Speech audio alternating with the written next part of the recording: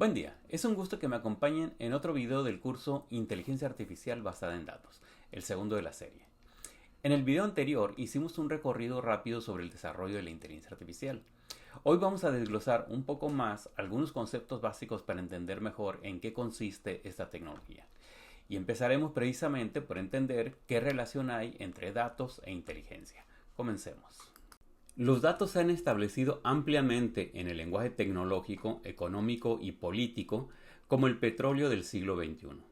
Son la materia prima del razonamiento y de la toma de decisiones, y dado su gran volumen y diversidad actual, se han convertido en la característica fundamental de esta era.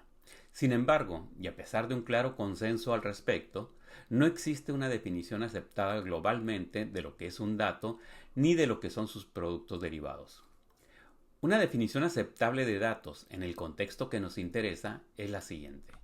Los datos son un conjunto de símbolos o signos que representan estímulos o señales provenientes del medio ambiente y que son registrados a partir de la observación. Visto desde esta perspectiva, los datos distan de ser por sí mismos una herramienta para la toma de decisiones, particularmente para un sistema de inteligencia artificial. Como en el caso del petróleo real, el valor de los datos debe ser agregado mediante su procesamiento, ya sea que el usuario sea un sistema artificial o un sistema biológico. La jerarquía en que se va agregando valor a los datos y a sus productos derivados suele representarse mediante una pirámide conocida como la pirámide de los datos, o más descriptivamente como la pirámide de datos, información, conocimiento, sabiduría, o simplemente como la pirámide DIKW, por las siglas en inglés. En esta pirámide, los datos son, como decíamos anteriormente, un conjunto de símbolos o signos que representan estímulos o señales del medio ambiente, registrados a partir de la observación. Y a partir de ellos se generan constructos más complejos. El primer derivado de los datos en esta jerarquía es la información. Podemos definir el término de información como un conjunto de datos organizados para un propósito específico y presentados en un contexto que les da significado y relevancia para el usuario. Es decir, la característica esencial de la información es su significado y utilidad. Cuando el individuo se apropia de los datos ya organizados y provistos de significado en un contexto determinado y los asimila en un esquema generalizado, relacionándolos con experiencias, conceptos o marcos de referencia previos, es capaz de generar reglas de razonamiento que le permiten interpretar adecuadamente otros eventos relacionados a los ya experimentados e incluso prever la ocurrencia de eventos futuros. A este conjunto de reglas le llamamos conocimiento. Y finalmente, la sabiduría es la capacidad de evaluar situaciones complejas y tomar decisiones basadas en el conocimiento y la experiencia, de manera ética y efectiva. El fin de la inteligencia artificial basada en datos es transformar los estímulos del ambiente en acciones pertinentes a través de la generación de información, conocimiento y sabiduría. Consideremos este ejemplo. Un conductor llega a un crucero vial y ve enfrente de él la luz roja del semáforo. La luz roja en el semáforo es para el conductor en primera instancia tan solo un estímulo. Hay una señal brillante y roja enfrente de él. Si el conductor es un robot con sensores de visión, dirá que la señal proviene de una fuente de luz cuya longitud de onda se encuentra entre los 635 y los 700 nanómetros. Un conductor humano que no conozca los semáforos quizás solo baje la velocidad para verla detenidamente o incluso le saque la vuelta. La luz roja para él es un dato. Pero las personas no nos limitamos a percibir el entorno. Nuestro cerebro procesa los datos inmediatamente y trata de darle sentido en un determinado contexto. En nuestro ejemplo, aún una persona que no conozca los semáforos, si hay suficiente iluminación en el ambiente, observará y procesará automáticamente que la luz proviene de una lámpara. También observará que es una de 3 posibles lámparas colocadas en un aparato. Si el conductor es un poco más civilizado, sabrá que se trata de la luz del semáforo que ha cambiado a roja. En este caso, los datos se encuentran organizados y adquieren significado por el contexto. Esto es a lo que llamamos información. Ahora bien, la mayoría de las personas que llegan al semáforo saben que ese juego de luces no es un accidente o un adorno, sino que está recibiendo una señal automática de que se debe detener. Sabe que ahora le toca pasar a las personas o vehículos que transitan en dirección transversal a su propia dirección y que no se van a detener, y por lo tanto que si no hace alto podría estrellarse con otro vehículo o atropellar a un peatón o ser atropellado por un vehículo. Sabe también que no detenerse es una infracción que se castiga con una multa. Y quizás también sabe que si paga la posible multa antes de 24 horas, en el caso de Hermosillo, le hacen un descuento del 50%. Es decir, las personas convertimos la información en reglas y procesamos los datos en base a esas reglas. El conjunto de reglas que nos permiten adaptarnos a un contexto es a lo que llamamos conocimiento. Si el conductor es un tipo sagaz, con ese entrecomillado, puede pensar que si nadie lo ve pasarse el alto, es como si no se lo hubiera pasado, y se ahorra el tiempo de espera. También puede tomar en consideración que las condiciones de tráfico le permiten pasarse el semáforo en rojo sin mayor riesgo. Pero si tiene la experiencia suficiente, puede saber, además de las reglas comunes, que alguien lo puede estar observando y le puede avisar a su jefe que se pasó el alto en un automóvil de la empresa. O puede estar consciente de que alguien puede salir de un punto ciego y cruzarse delante de él cuando el conductor decida pasarse el alto.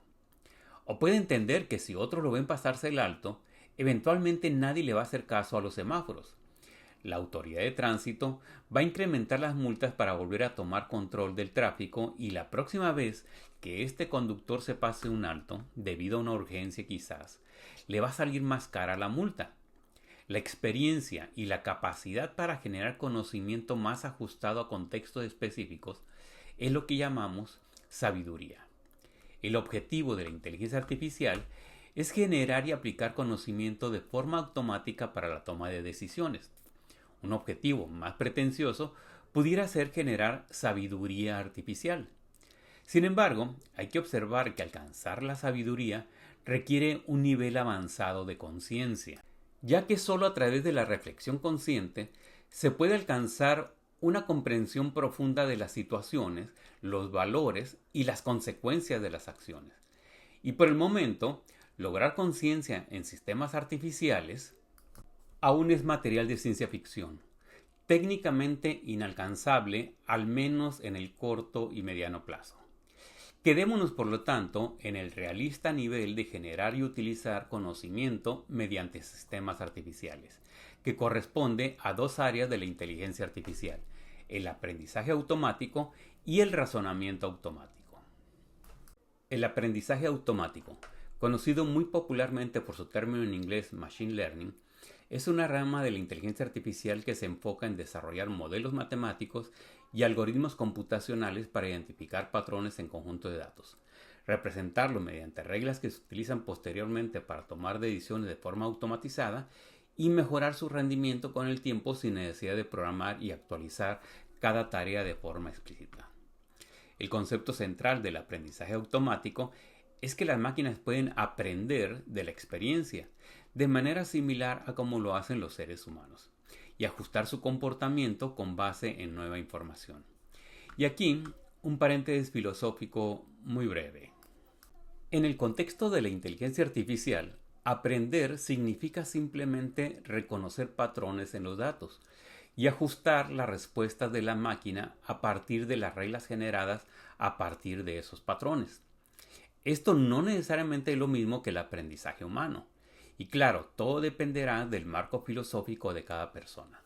En la gran mayoría de los casos, la noción del aprendizaje humano involucra procesos mentales complejos, como la comprensión, la abstracción y particularmente la conciencia, mientras que las máquinas simplemente ajustan pesos y parámetros en un modelo matemático. Aunque las máquinas son capaces de mejorar en tareas específicas, su aprendizaje está acotado a los valores que pueden tomar cada elemento de un conjunto determinado de parámetros. Es decir, La idea de que una computadora universal pudiera un día, al menos un día cercano, decidir que el ser humano es un virus que debe ser eliminado es solo una metáfora muy divertida de la ciencia ficción. El aprendizaje es uno de los procesos fundamentales que caracterizan lo que llamamos inteligencia. La capacidad de adquirir conocimiento a través de la interacción con nuestro entorno e integrarlo a una estructura mental coherente nos permite enfrentar los desafíos que surgen en dicho contexto. El conocimiento puede organizarse como reglas generales, aplicables a múltiples situaciones o como casos individuales, es decir, ejemplos concretos que sirven de guía en la toma de decisiones para situaciones específicas. Sin embargo, el conocimiento por sí mismo no genera acción en el entorno. Es simplemente una herramienta lista para ser utilizada. El razonamiento es otro de los procesos fundamentales de la inteligencia. El razonamiento es el mecanismo que nos permite aplicar el conocimiento adquirido durante el aprendizaje a la solución de problemas y a la toma de decisiones. Y resulta esencial, además, para la adquisición de nuevo conocimiento. El razonamiento puede ser deductivo, acostumbramos decir que va de lo general a lo específico, o inductivo, yendo de lo específico a lo general. En el razonamiento deductivo se aplican reglas lógicas estructuradas para derivar conclusiones particulares, mientras que en el razonamiento inductivo se analizan casos individuales con el fin de llegar a una decisión o una conclusión. Aunque el aprendizaje automático es el área más popular en la inteligencia artificial actual, al grado de que no pocos expertos la consideran prácticamente sinónimo de inteligencia artificial, es importante destacar que existen muchos procesos de inteligencia artificial que no pueden considerarse como aprendizaje. Entre tales procesos se encuentran el pronóstico, la clasificación y la toma de decisiones, particularmente la toma colectiva de decisiones. El razonamiento automático, o machine reasoning para continuar con la costumbre de términos en inglés, es un área de la inteligencia artificial que se enfoca en la capacidad de las máquinas para razonar, inferir y tomar decisiones a partir del conocimiento existente. En el contexto de la inteligencia artificial, el razonamiento automático se ha centrado en aquellos mecanismos de razonamiento que utilizan bases de conocimiento estructuradas mediante reglas lógicas. Sin embargo, existen métodos importantes de razonamiento automático basados en datos, y recientemente con la inteligencia artificial neurosimbólica se han venido integrando modelos generados mediante aprendizaje automático como una opción adicional al proceso de razonamiento automático. En cualquier caso, es un hecho que la inteligencia artificial moderna, al igual que ocurre con los seres vivos, depende fuertemente de su capacidad para reconocer patrones en conjuntos de datos de forma automática. Un patrón puede definirse como una regularidad en un sistema. La capacidad de identificar estas regularidades es lo que se denomina reconocimiento de patrones. El reconocimiento de patrones es una habilidad natural del ser humano y de los seres vivos en general, y es lo que nos permite reconocer objetos en ambientes complejos y tomar decisiones de forma cotidiana. En la imagen que se muestra aquí, por ejemplo, se presenta un paisaje rural en el que, a simple vista y sin mayor esfuerzo, los humanos podemos apreciar ciertas regularidades.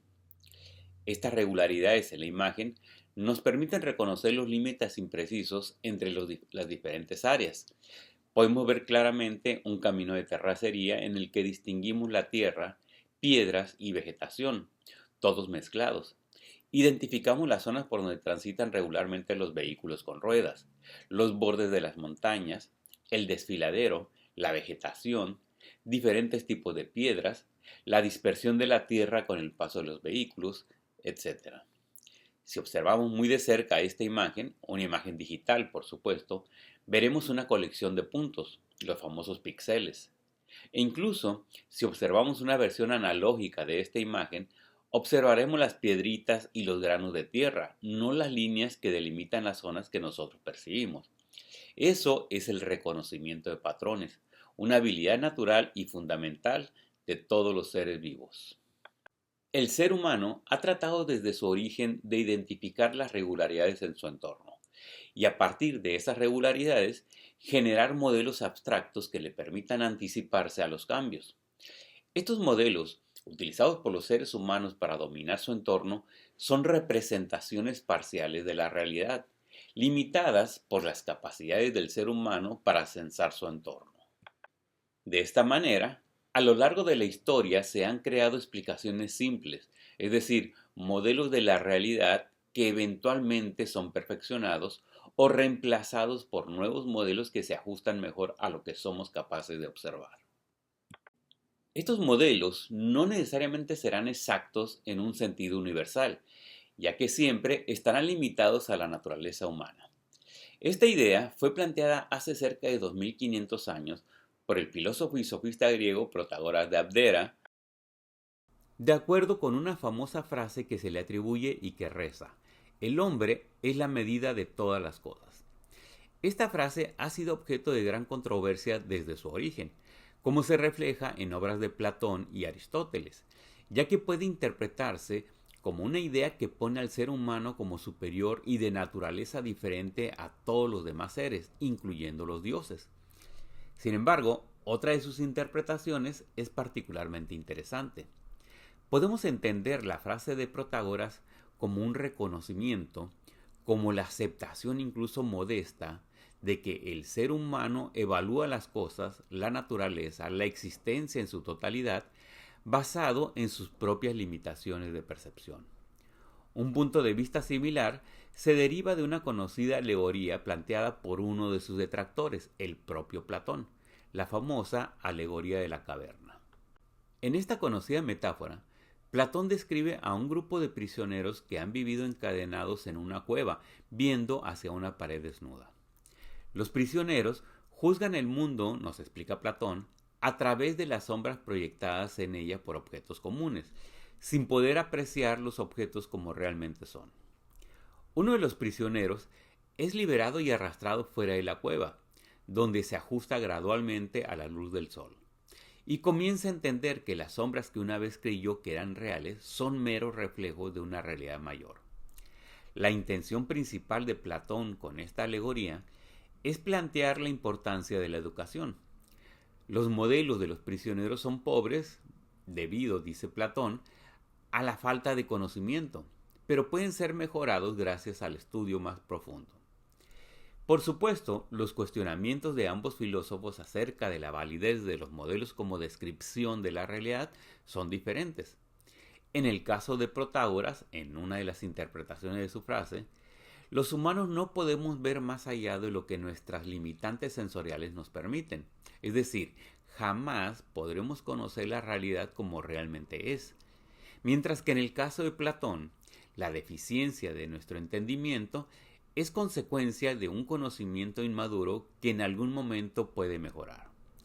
Ok, al margen de esta discusión acerca de si los modelos utilizados por los seres humanos son incompletos o erróneos por ignorancia o por imposibilidad de aprehensión de la realidad, es importante destacar la naturaleza incompleta, al menos por el momento, de cualquier modelo explicativo de cualquier fenómeno, ya sea que se trate de métodos de reconocimiento automático de patrones o de teorías científicas bien establecidas. Reconocer patrones de forma automatizada está estrechamente relacionada con la forma en que los humanos lo hacemos de forma natural. De eso se trata la inteligencia artificial. Existen diferentes tipos de regularidades que pueden ser detectadas de forma natural por los seres humanos, entre las que se pueden destacar las siguientes. La armonía. La armonía puede definirse como un arreglo agradable de las partes de un sistema.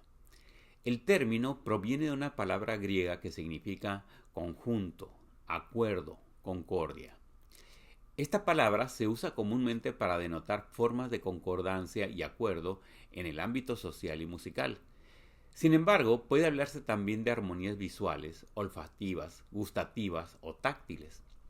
En el caso de las técnicas de reconocimiento de patrones, el concepto de armonía suele no resaltarse de forma específica, es decir, no suele hablarse de la armonía de los datos. Sin embargo, este concepto juega un papel crucial en diversas áreas. La armonía es la base, por ejemplo, de las técnicas de reducción de dimensionalidad.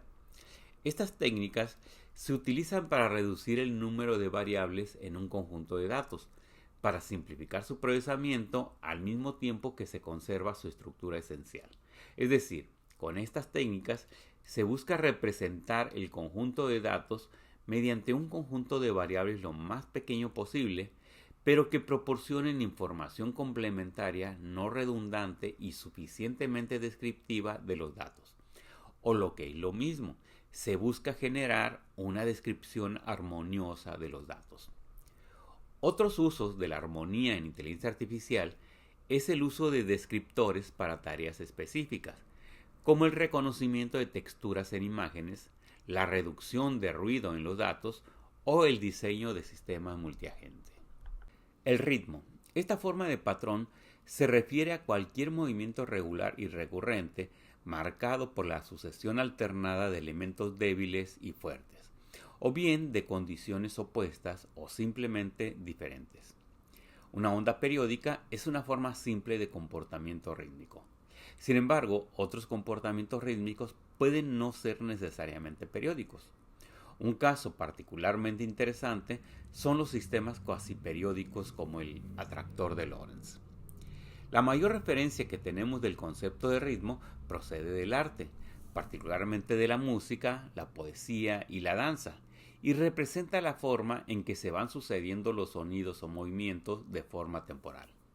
En otras áreas, el ritmo puede hacer referencia a una secuencia apreciada de estados, no necesariamente temporales, formas que se presentan en ciclos o distribuciones espaciales, un escalón que sigue a otro, por ejemplo, para crear una forma global agradable. Como en el caso de la armonía, el concepto de ritmo tampoco se utiliza de forma explícita en inteligencia artificial, pero como una de esas regularidades que reconocemos de forma natural, el ritmo se utiliza como sustento de nuestros métodos para el análisis de datos, particularmente en el análisis de series de tiempo, en los que conceptos como la estacionalidad o la periodicidad son de gran interés y tienen un carácter evidentemente temporal y predecible.